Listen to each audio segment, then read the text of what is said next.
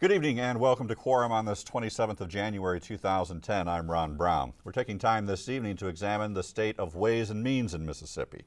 Now that's parliamentary lingo for what money the state brings in every year, in revenue from fees and taxes. In short, those ways and means have been way down in the last 16 months, and that has led to a tremendous shortfall in the state's operating funds.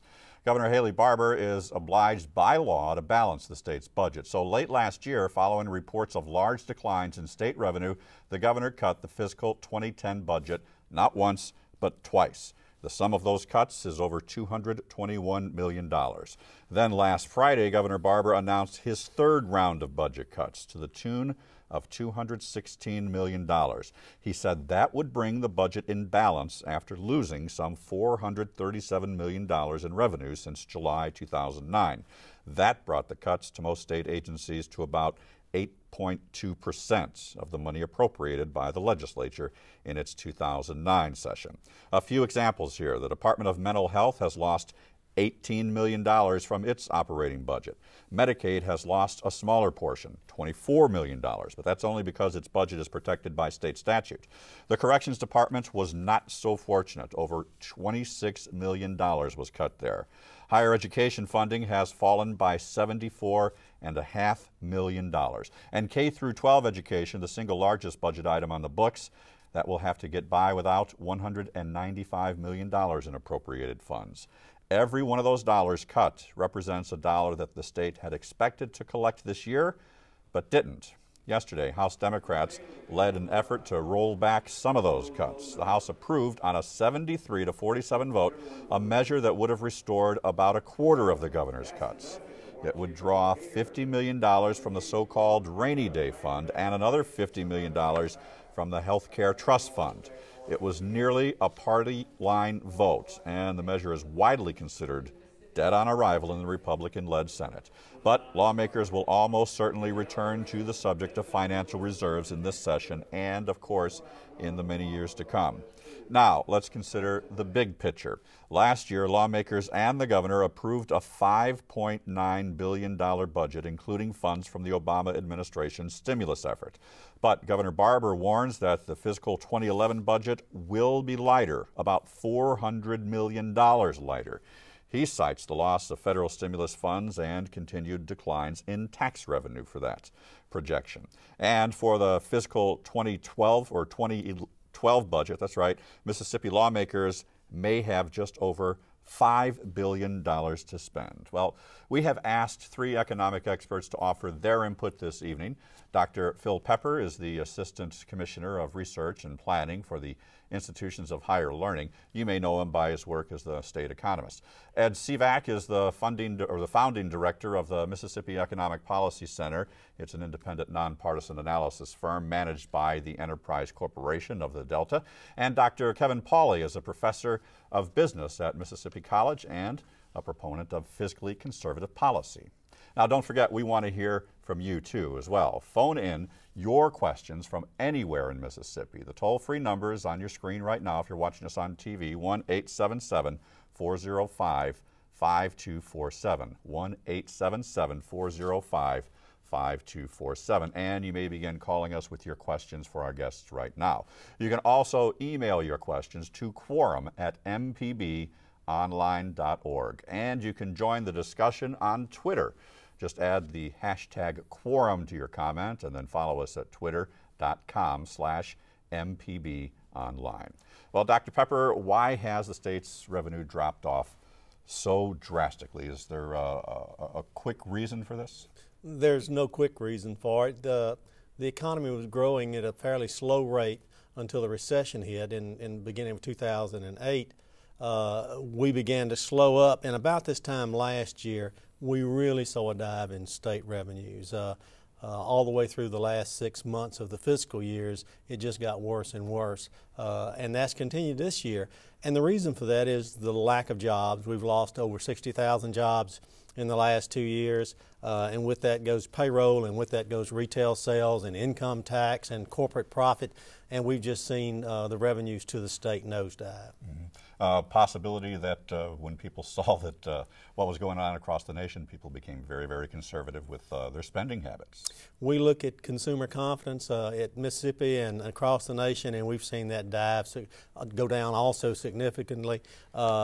There seems to be some more enthusiasm in recent weeks by the consumer. We're hoping that comes back. Yeah, and I was just going to ask you if you think we've hit bottom. Is the worst over? Are we here? Tougher times to come? We keep hearing that phrase. Well, we've turned the corner in terms of falling very fast, but we're at the bottom, and so we're just now beginning to come back. We're going to come back very slow. It'll be a very slow recovery. So we'll continue to see revenues come in at this slow rate. We won't see it get worse and worse like we've seen it, but we'll continue to see slow revenues for another 6 months, a year. Okay, so that's your definition of slow, about a year before we start seeing things? Well, what we're going to see, what I think is going to happen is that revenues will flatten out relative to a year ago and then gradually begin to pick up. And so within a year, I think we'll be growing over prior year. Okay, let's bring Kevin Pauli, professor of business at Mississippi College, into the discussion as well. Do you agree? Do you think that from what you're seeing that we are at the bottom of the nosedive right now, or is that your hope? That's my hope. I mean, I think all of us hope that we're at the bottom. We still see shrinkage. We just got the 10.3 unemployment rate today. We're not there yet. When we look at those expenditures, it'd be kind of reckless to assume that they're going to suddenly get better anytime soon. We're in a much better situation to assume they're going to stay low, plan for the worst. If the best happens, we're in good shape. Is that what you tell your students at a time like this? That's what I tell my daughter. Plan for the worst and hope for the best. That way you're never caught off guard. Okay, and Ed Sivak, do you agree with the consensus, what seems to be a consensus here, that it looks like we are at the bottom? I think that it's important to look at, as we see falling revenues, and look at when they're going to flatten out and increase it. We look at the kind of state that we want. I think we can all agree that we want a state that has world-class education opportunities for our children and young adults. I think, we all want state-of-the-art transportation systems that connect Mississippi to the world and safe communities where families can prosper. Given the fiscal outlook, some of these goals are out of reach, or becoming more and more out of reach. And for the state to be competitive coming out of the recession, we need to take a balanced approach that includes raising revenues. A balanced approach is just that, one that balances all strategies for putting a budget together, one that includes additional revenues, budget cuts, efficiencies, reserves. And these questions that the state's wrestling with are no different than the questions that families around the state are wrestling with. What can we cut? How can we make our savings last? And how can we bring in more income to maintain a high standard of living? That's the universal problems. Well, we wanted to talk with two lawmakers in particular for this edition of Quorum. Representative Percy Watson is the Democratic chairman of the House Ways and Means Committee. His counterpart, Republican Dean Kirby, chairs the Senate Finance Committee. We ask for their observations about Mississippi's budget crisis and what initiatives may be taken up to improve the state's revenue outlook. Let me say this. When I first became chairman, the Tax Commission would send me reports like quarterly. And then as things went on last year, that was the first year I was chairman. Then the second year, last year, they started sending them to me monthly. At the end of the year last year, they started sending them to me weekly. Then at the very end of the year, I started getting them almost daily. So that's how serious our revenue situation is. We're counting dollars as they come in. Next couple of years, it is projected that the revenue will continue to at least decline and not grow. We are just looking for some stability, a point at which it will cease to decline and will at least hold steady for a period of time, and then basically begin to make some type of growth in terms of revenue. Now, of course, that is related to spending. I mean, we're so dependent in Mississippi on the sales tax. So when people decrease their spending or cease spending in certain areas, it does result in a reduction in the overall revenue, primarily in the sales tax. And of course, if people are not working, then people cannot pay income tax. They say the rainy day fund, a lot of people think we should use it. And we think also we should use part of the rainy day fund, but not all of the rainy day fund. We should spread it out at least 2, maybe 3 more years to make sure that we have enough money to meet our constitutional requirements, and that's to balance the budget each year. The legislature has a capacity to look to some other fee increases, and there are some pockets of revenue out there that could generate money, but perhaps not the type of money that is being debated now in the House that could generate $100 million. As far as Finance Committee, we're not looking at any new taxes. I want to make that perfectly clear that people now are having a hard time just buying groceries and paying utilities, and we don't feel like we ought to be putting any new taxes on them at this time to balance our budget. That's the easy thing to do, is to raise taxes, and we're just absolutely refusing to do that over here. There are a couple of fees possibly that we'll look at, whether it be on businesses or whatever. What is happening is some of these budget cuts create irreparable harm and injury in state government, whether that's K through 12, whether it's higher education, whether that's mental health, public safety. We can lose some key people, and just for it to be out here where people are saying Mississippi is broke, there is no money available, it does not provide a good, it does not attract people to our state. So we just want to really use the revenues that are available and the funds that are available to get to that point at which we can maybe look at some other alternatives if we find that our tax structure is such that we might have to look at our tax structure to create some additional revenue. That's Percy Watson and Dean Kirby. Both of them were talking about raising fees. Nothing specific. What would you imagine they would be looking at first as far as raising fees? Well, I mean, we've got, from my perspective, fees are no different than taxes. I mean, you're still raising the cost of functioning in the state. So to separate the discussion of tax increase from fees increase is kind of a shell game. Mm-hmm. We're still looking to increase revenue. The only way the state gets revenue is to take it from the people in the state. Mm-hmm. What fees are going to increase, it really doesn't matter in terms of it's still going to have an impact on people's pocketbooks. It's a better idea to look at living within our means. Mm-hmm. We've got the revenue. We've got a $5 billion budget. What can we do with that? Making those hard choices as to what programs, what services are the absolute critical ones. Mm-hmm. We can't do everything. What is absolutely critical that we do? Mm-hmm. Ed Sivak, from your perspective, do you think that the taxes and fees are pretty much the same thing, and no taxes, is that the hardline stance that needs to be taken here? I mean, politically, it's certainly very popular. We need to look at taking a balanced approach in Mississippi, one that includes raising revenues, looks at budget cuts, using reserves, and making efficiencies. There's a number of reasons that support a balanced approach. We know that Mississippians most in need right now are the ones who are hurt the most by budget cuts. There's school districts right now in Mississippi where we have kindergarten classes that are full of 30 students. As class sizes are going to increase, that's going to harm those who are, least able to help themselves. We've benefited from a number of one-time funding events. The tax revenue that came in after Hurricane Katrina funded a number of initiatives. There's economic research out there that shows that tax increases, especially on those with higher incomes, are not as harmful to the state's economy as budget cuts. That comes from Nobel Award-winning economists. And I think it's also important, look at the public policy advancements that the state has made over the last several years in K-12 accountability and workforce training. Experts across the state agree that for the state to move forward, we have got to increase our educational attainment in the state. It's critical that these reforms have the resources to be implemented effectively. Okay, we have a caller from Tupelo, Pam, and Pam wants to talk about the possibility of sales tax. I imagine a sales tax increase. Pam, are you there? Hello, Pam. You can go ahead with your question.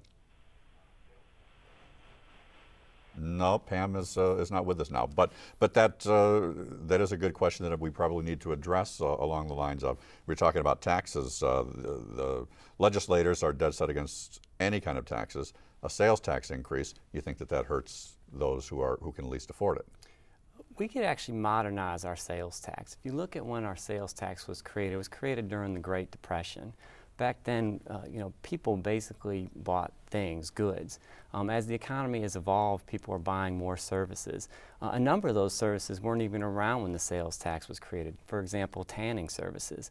A great example is that if I go to the store to buy a lawnmower to cut my grass, I pay a tax on the purchase of that lawnmower. If I pay someone to cut my grass, I don't pay a tax on that transaction. The Governor's Tax Study Commission actually looked at this issue and acknowledged that the economy has been changing, and they recommended 21 services that could be added to increase revenue in the state. Now, this was in a revenue neutral context. However, I think that's a good place to start looking for ways to raise revenue. So a lot of things are on the table. We have a phone call from Starkville, and this is Rosie. What's your question for the panel, Rosie? Hi, how are you? Just fine. I want to know, in a time like this, why can they not use some of that rainy day fund? I thought it was for emergencies. I'm concerned about education. That's what a lot of people are asking. Thank you, Rosie. That a lot of people are asking that same question, and it's divided a lot of people. The rainy day fund, use it now because it's certainly needed right now. If not now, if this isn't a crisis, what is? Do you save it for further years? I guess is the governor's perspective. Save it because it's not going to get better anytime soon. Where do you fall on the question? I think it's sprinkling now. If we want to see rain, we can wait till next year. I think the next year is going to be rainier. Is it? They've already dipped into it some this year. They dipped into it some last year. It's there to be used, but shouldn't we look at what we're spending versus what we're taking in and what we're going to spend in our savings before we start dipping into our savings? I mean, what can we already cut? Not even just necessarily straight services. I mean, I'm not suggesting taking kids out of the classroom or teachers out, but the governor's proposed things like consolidating school districts, proposed ideas to limit expenses in areas other than direct services. And I think that's a first choice. So look at the other options first before we dip into the rainy day fund. Are you on board with that as well? The approach that I'm going to continue to talk about while I'm here is one of balance, and that's one that looks at all options, which includes budget cuts, which includes tax increases, which includes some rainy day fund, and efficiencies where they can be found without reducing the quality of services. It's a tough juggling act, though, isn't it? Absolutely, but tough times call for tough measures. This year there was over $400 million cut out of the general fund budget by the governor. We were talking about fees a minute ago, but fees are not going to make up anything close to that. Even a sales tax increase wouldn't be able to cover that. We're looking at maybe $1.2 billion in 2012 shortfall. What we're looking at is a shift in, I think, in our thought process and our budgeting. The state's going to have to make some major adjustments in the expenditure side of the ledger. They're going to have to reduce the budget of state government or figure out a way to hold it where it is. We can't make up this difference with any taxes or fees. The game has changed. So if you can't raise any more money, you certainly can't. Well, we can raise some more money, but not enough to cover the shortfall that we see coming down the road. Okay. I actually agree with Dr. Pepper. If you look at an income tax increase, a sales tax increase, all the big taxes, you can't raise enough money to cover, even come close to covering the $1.2 billion shortfall that we're looking at. Now, that doesn't mean we shouldn't look for ways to raise some of it, to take a balanced approach, but that point that Dr. Pepper might is one that's right on. Okay, we have a call from Ocean Springs. Carol, what's your question for the panel? Yes, I have a question about the need to look at the revenue side, not just at cutting spending and looking at the rainy day fund, but also taking a look at a more equitable approach to collecting revenue for the state budget. I know that the Stennis Institute recently did a study looking at options that included things like making corporations pay a more equitable share of tax, less reliance on sales tax, and a more equitable approach to taxation for citizens. So I'm just curious what your panelists would have to say about looking at the revenue side and not just at the cutting spending side. Mm-hmm. What's wrong with that plan? Tax the corporations, get some more money in. They can afford it, or can they? Well, I mean, anytime you tax a corporation, they pass the cost on.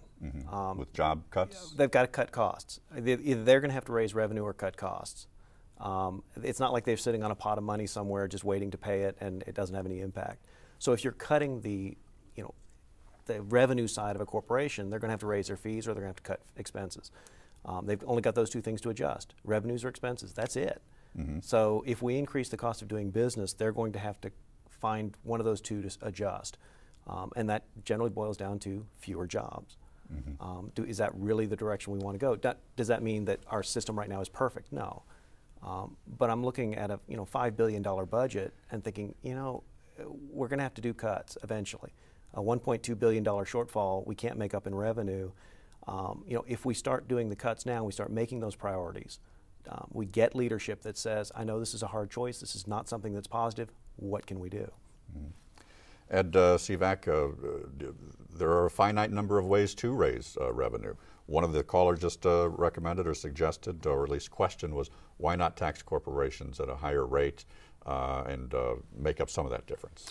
And the caller also asked the question about tax equity, and I think that's looking at the ability, one of the important principles is, the ability of a person to pay a tax. And one of the things we could look at in Mississippi is updating our personal income tax. We actually haven't updated our tax brackets in Mississippi in 25 years. As a result, we have a family of four earning $30,000 a year in the same tax bracket as a family earning $1 million a year.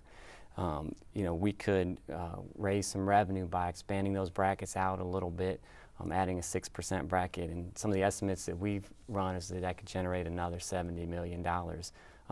That whole way of raising revenue wouldn't actually be entirely passed on to those taxpayers, as some of their state taxes could be written off for some on their federal income taxes. Okay, let's take a look at what we have for potential funding sources, a short list anyway, that we're talking about. The rainy day reserves, we've talked about that. How much now, how much to save, that's going to divide lawmakers throughout the session. Also the Hurricane Recovery Fund, we haven't spoken about that. Should that be touched, and should that be hands-off and used only for what it's called, the hurricane recovery?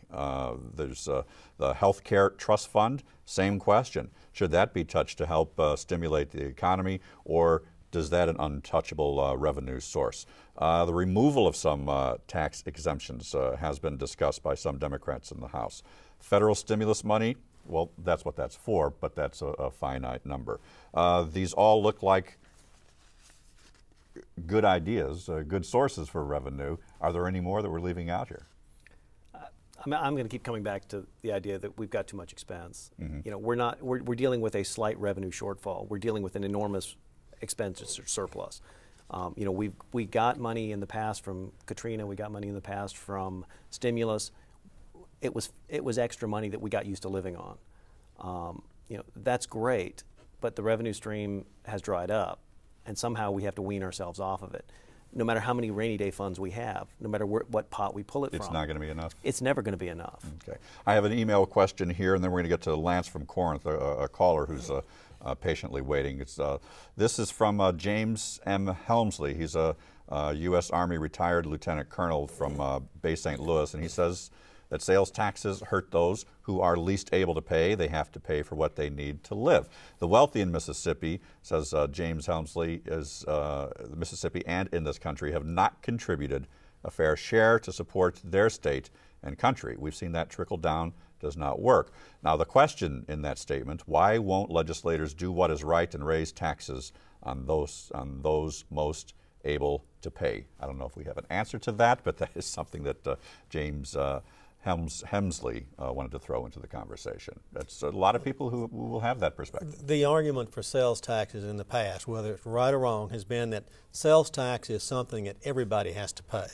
Everybody gets services, everybody should have to pay some sales tax. The more income you have, the more retail purchases you're going to make, and so it is not completely regressive in the sense that the more you earn, the more you spend, the more taxes you're going to pay. On the other hand, Mississippi has a lower income tax, highest bracket than most states in the southeast that do, or in the nation, that do have an income tax. And so it could be argued that we have room to move that top bracket of the income tax. Well, the argument against sales tax is that it's the people who can least afford it. That's literally their bread and butter. They have to spend this money just to get by, and they're having a hard time doing that right now, and you're making it even tougher on them. And in the currently. The corporate income tax brackets are the same as the individual income tax brackets. So you're looking at if you start raising corporate or you start raising individual income tax, arguments would be made to raise both of them at the same time, and you begin to get special interest groups that come at you from different directions when you start looking at moving either one of them upward. Mm-hmm. Well, Governor Haley Barbour has surprised some observers by predicting that Mississippi may actually recover faster than other states from this national recession. We asked him why he believes that, why he has that perspective on Monday. This was during his appearance at the Stennis Capitol Press Luncheon in Jackson. Let's listen.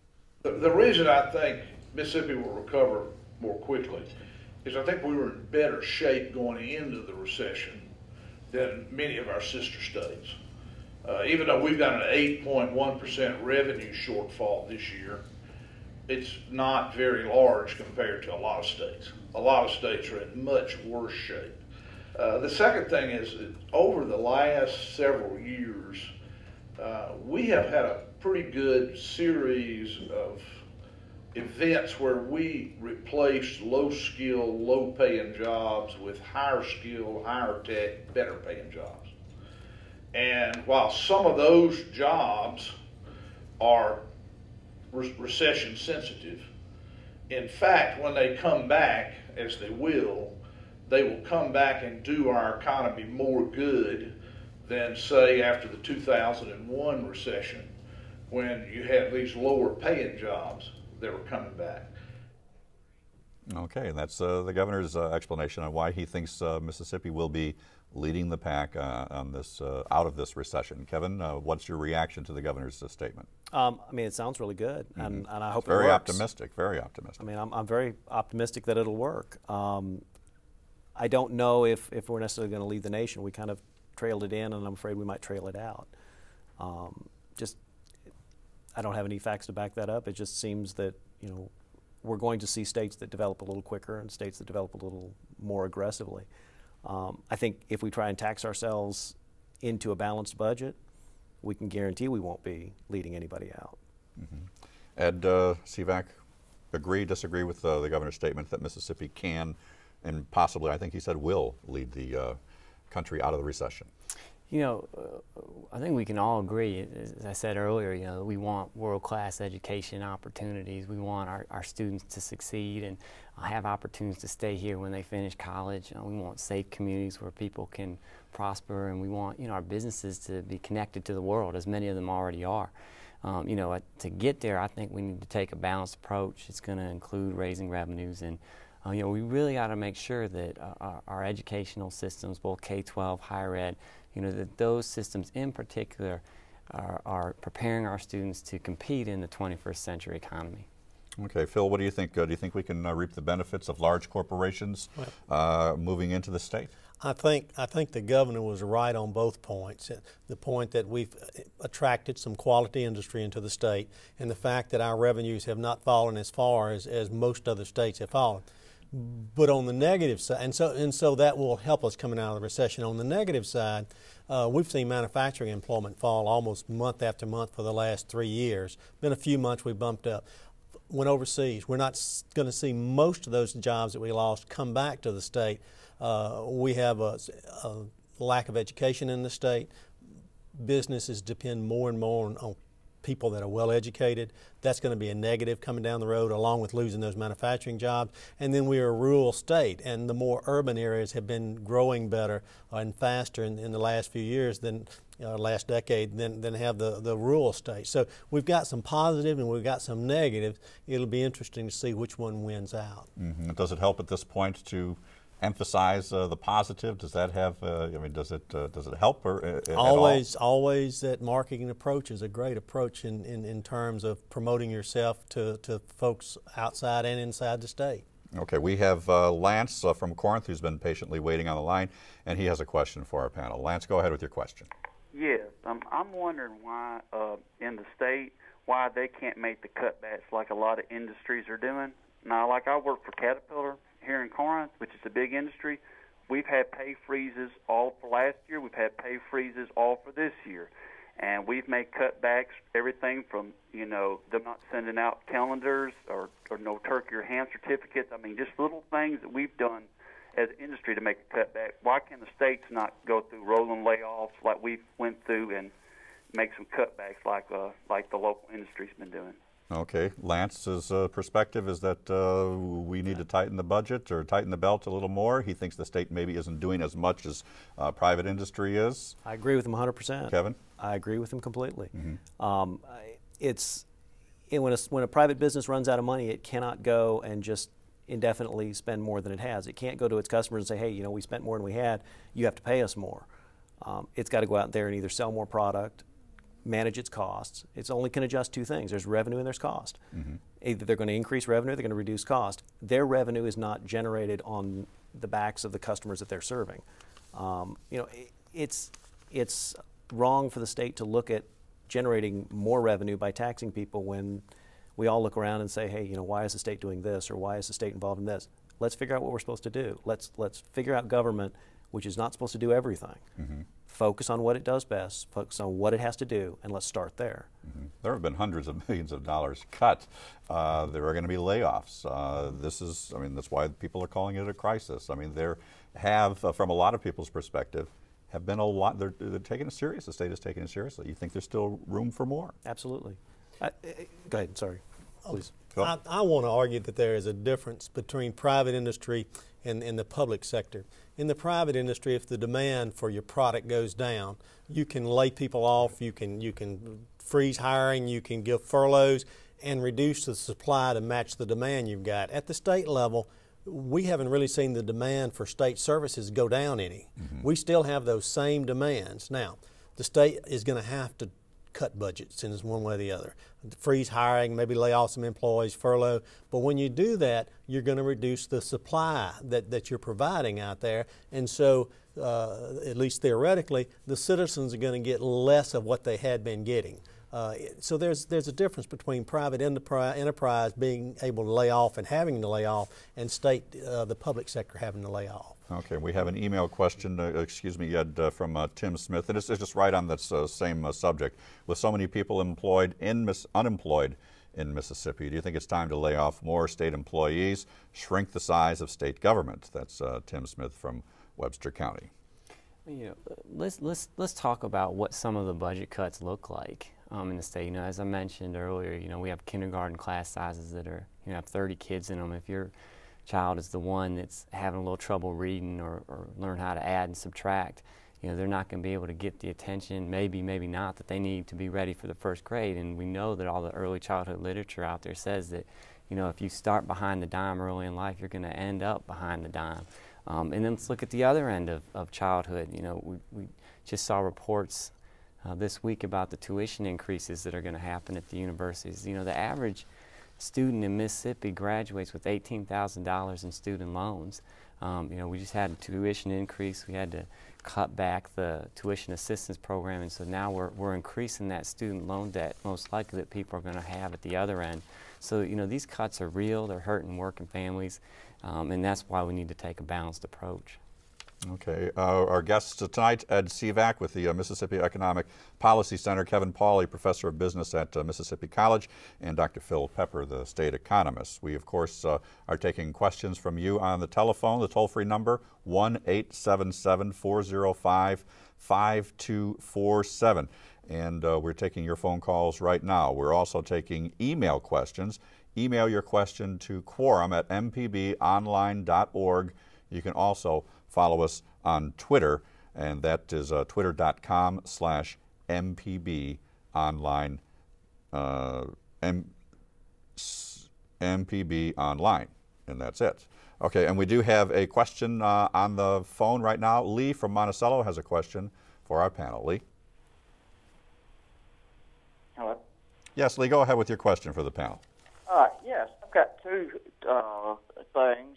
One is we pay our representatives to do a job, and seems like every year they're coming back every year for extra time, and we have to pay for that extra time. Why don't they pay, if they can't take care of what they're supposed to do, why don't they do it on their money?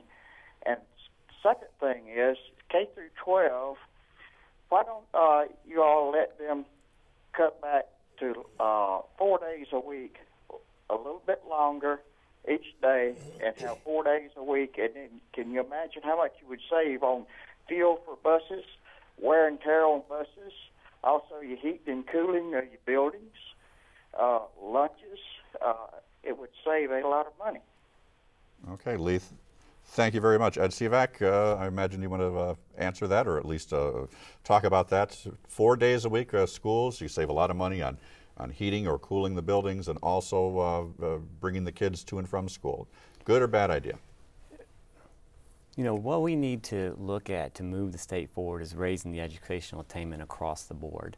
And, you know, critical that what we need to do is ensure that we've got the highest quality of instruction that we can provide in the state, so that our students can compete not just with students across Mississippi and across the Southeast, but across the world. And so any recommendation that we look at that's going to affect the education system, I think we need to look at through the lens of how do we remain competitive. And we remain. Well, do you think it's possible on a 4-day school week to do that? I'm not an education expert, but what I do know is that, again, we need to have the proper investments in place so that our students can compete with students from all over the world to make Mississippi into what we want it to be. Okay. Anybody else want to weigh in on this one as well? A 4-day school week for the kids would save a lot of money. Potentially. But it would also cause a lot of grief for parents who are trying to work 5 days a week. And so suddenly they either have to quit their job or they have to find somebody to stay home with the kids and babysit. So I don't think, while it would save a lot of money, from a practical perspective, it may hurt. Even in the long term, it certainly would hurt more in the education of the children. In the short term, it may even cost us more than allowing the kids to go to school 5 days a week. So maybe not fixing a problem, just shifting and creating a new problem right there. Well, David is on the line from Meridian, and he has a question for our panel. David, go right ahead with your question. Yes, sir. I'd like to know, the state has a lot of 16-section land, and I'd like to know why come they can't manage and cut the timber off of that, and that would help out some, in my opinion. But I know state is in trouble in a lot of ways, but it seems like to me that would help out a good bit if they, manage the timber and everything. When we were talking about the states, thank you very much for your call, David. We were talking about potential funding sources. We didn't talk about 16-section land, a good use of those resources. Absolutely. It's another one of those, to me, and it's kind of like the 4-day school week. We need to sit down as a state, and this has to start at the top of the legislature and top of the governor, and say, okay, what do we do? What is the key function that we do? And then look at those functions and say, okay, within education, what are the ideas? I don't think any idea should be off the table right off the bat. We're looking at over $1 billion shortfall. That's a huge amount of money when you've only got a $5 billion budget. In your home, if you end up with a job cut because you worked at Caterpillar and they're cutting back hours like corporations do because they have to manage their costs, first thing you sit down to do is you figure out what your budget's going to be. You figure out what changes you have to make in your lifestyle in order to live under that new cost. You don't look around and say, well, gosh, I need to go and get my neighbor to give me more money. There's a balance there. There's a responsibility the state has to manage those resources wisely. And I don't think any idea should be off the table, including 16-section land management, education changes. What's the best use of our resources? And I think we're all in agreement that this is not something that's going to be fixed in one session of the legislature. It's not going to be fixed in 1 year. This is going to be an ongoing process. And the sooner we start dealing with it, the better off we'll be. We have an email question from Julia O'Neill in Stone County, and Julia says, if those on your show admit that these taxes are regressive and, as Mr. Hensley said, punish those least able to pay, the question is, couldn't we at least drop the sales tax on food? As something that's on the table. You say everything's on the table. I think that's an excellent consideration. I mean, we've actually, research from the Economist has come back and shown, a regressive nature of sales tax, in part because of that sales tax on food. What are we doing with the sales tax? It's generating a huge amount of revenue for us. It's what, 30% of our, almost 40% of our revenue. Where can we adjust it? If we take it out of food, can we adjust it somewhere else to make up that zero-sum game? I'm not talking about huge increases, but at least then you're giving a break to the families that need that money to make their budgets work. Mm-hmm. Phil, who's benefiting the most from sales tax revenue? Is that well, I mean, it goes into the general fund budget like any of the other revenues that we collect, and so I'm not going to argue that anyone's benefiting the most. If you want to argue we should have more progressive taxes, the folks who are not paying the higher rates of income tax are the ones that are benefiting from it now.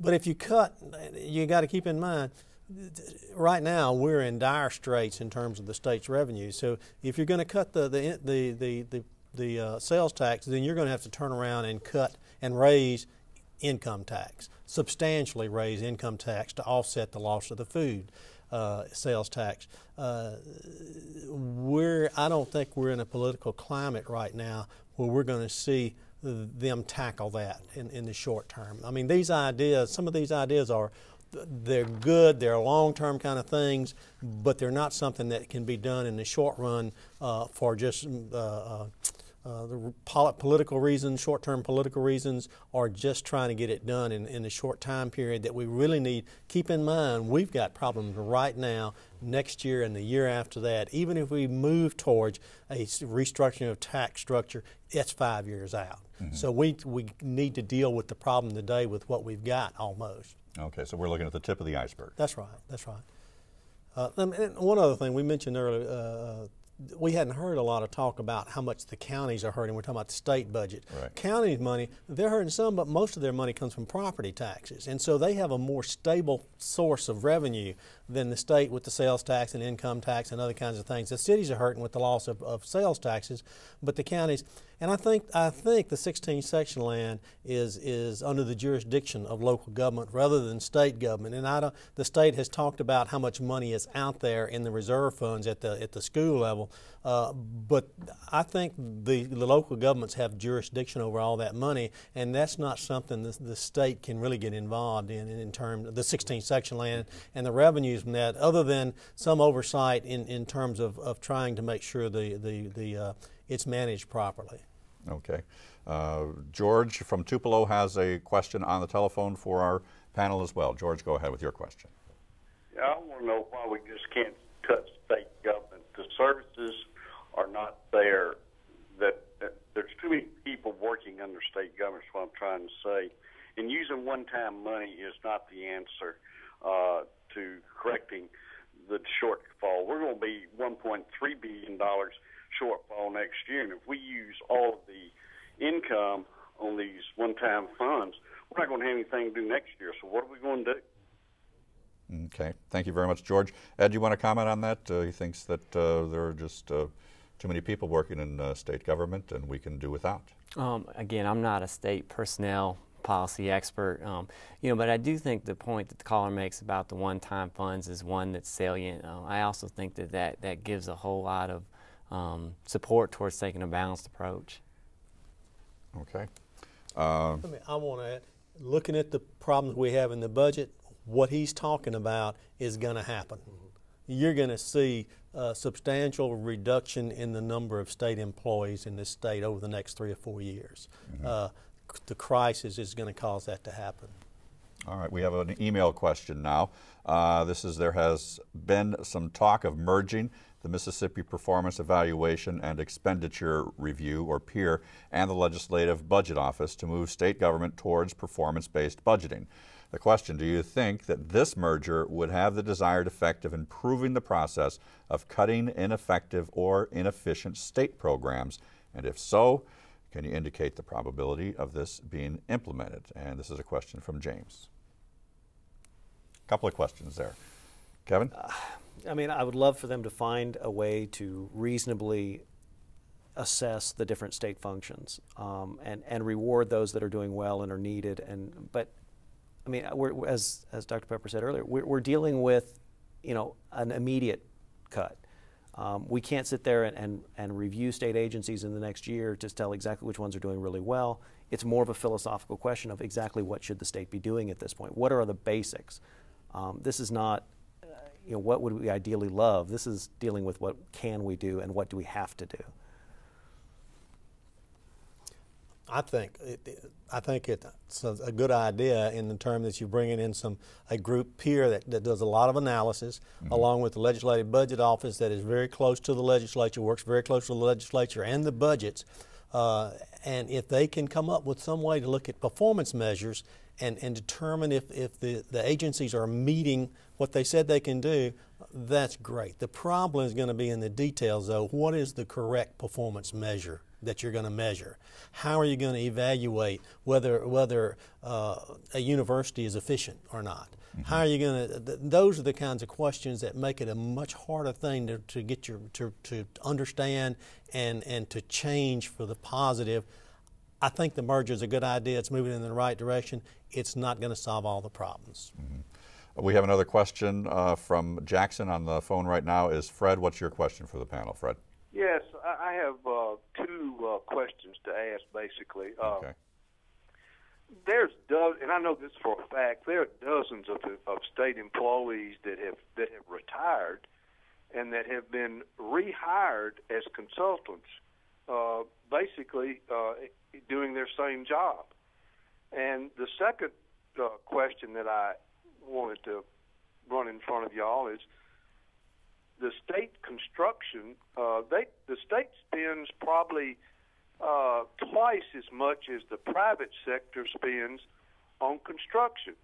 And I have never been able to understand that. I mean, the private sector can spend $150 to $200 a square foot for a Class A building, and the state turns around and spends $300 plus per square foot. And I've just never been able to understand that kind of arithmetic. Let's put it that way. Thanks. Okay, that's Fred from Jackson, and he says things just don't add up. Phil? I know at the universities, I know just a little bit, you're looking at something like $225 to $250 per square foot, and that's what they're paying for a building. And they've got some federal regulations, they've got state regulations that may not be imposed upon the private sector. They're building these buildings for 40 years where the private sector may not be building them for that long. So there are some reasons they go out for bids on these things and get the best bid they can. And so given the criteria that they set up for that building, I suspect they're getting as fair a bid as someone who's getting something built for $150. The $150 a square foot is asking for less, though. And the gentleman's other question was what? About people being retiring and then rehired as consultants. And is that prevalent? That goes on, and what you've got is somebody that's they've reached retirement and they can retire. But it's hard to fill that spot with someone with their experience.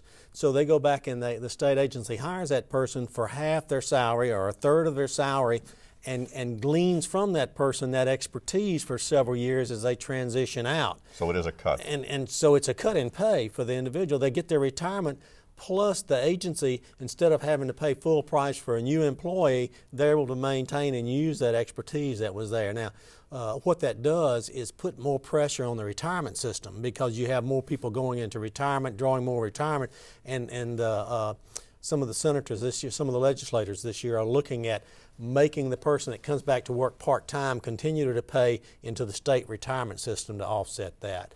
But there's arguments for both sides of the issue there. Okay, and we have a question from Guy Held in Benton, Mississippi. Says, please list the items and the amounts which comprise the roughly $400 million revenue shortfall. I don't know if we have the time or the numbers in front of us for that right now. It's pretty much across the board. Sales tax represents about 40%.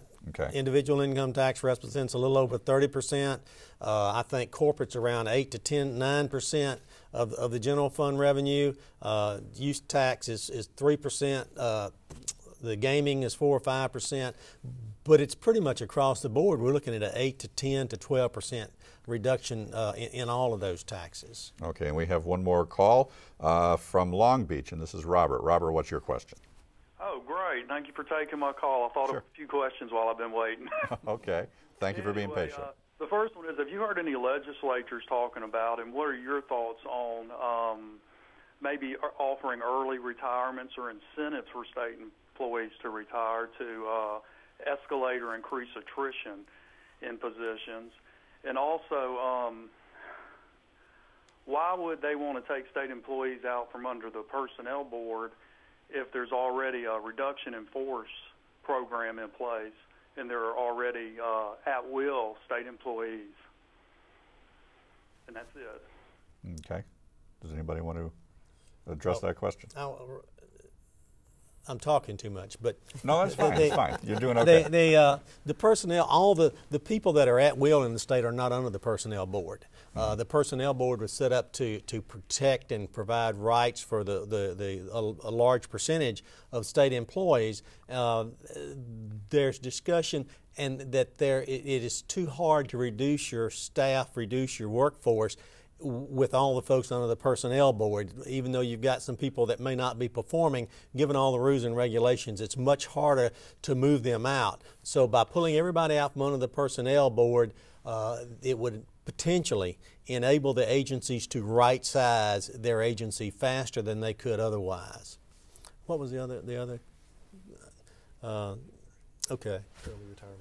Or the other retirement. Early retirement, and there's some talk already. At the universities in the past have done that, and there's some talk about perhaps doing that again this year.